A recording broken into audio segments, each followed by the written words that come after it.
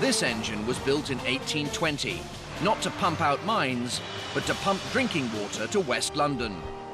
It's a long way from this to an engine that can sit in a locomotive, but without it, we'd never have got there. And now we're almost ready to fire her up. At the moment, it's kind of like a sort of slumbering giant. Very much so. That kind of still wants to stay asleep, but we're waking it up into the day.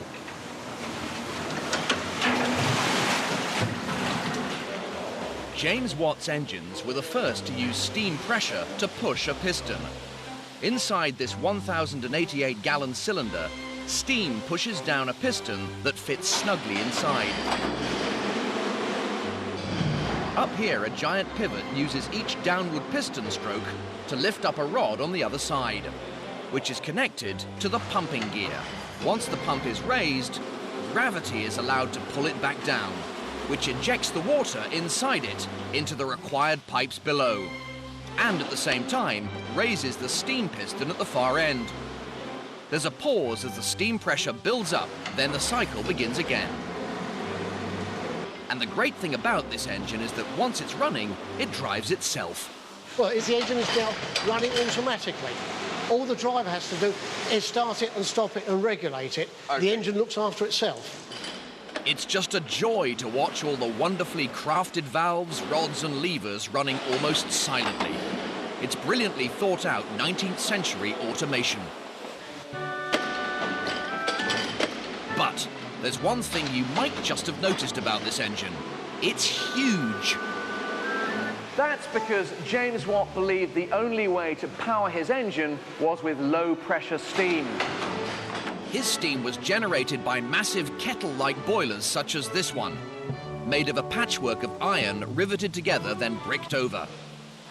The boilers provided steam at around 2 to 3 pounds per square inch, which is about 7 times less than a typical central heating boiler.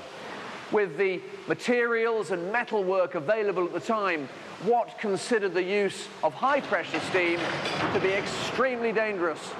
So instead of increasing steam pressure to produce more power, Watt and his business partner Matthew Boulton built bigger and bigger engines with more low-pressure boilers. And why not? They worked brilliantly. They were used in mines and factories across the country, filling canals, hammering metal, grinding grain, minting coins, and spinning thread.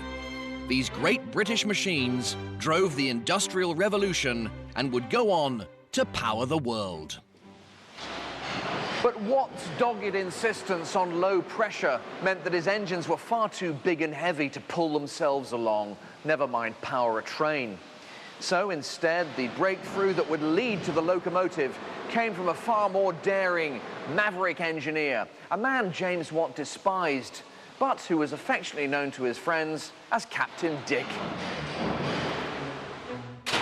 Captain Dick was, of course, Richard Trevithick. He was a giant of a man, 6'2", and known for his extraordinary strength. A man who achieved the impossible by refusing to listen to reason. He ignored the advice, the wisdom, even the legal writs from James Watt in pursuit of high-pressure steam.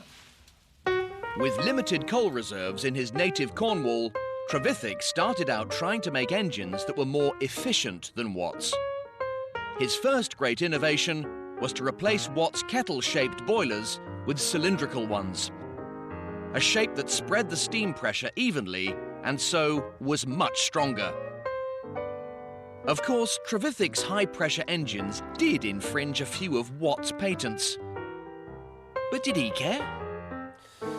One bailiff who made it to Cornwall armed with an injunction from Watt was bound with rope and suspended over a mine shaft.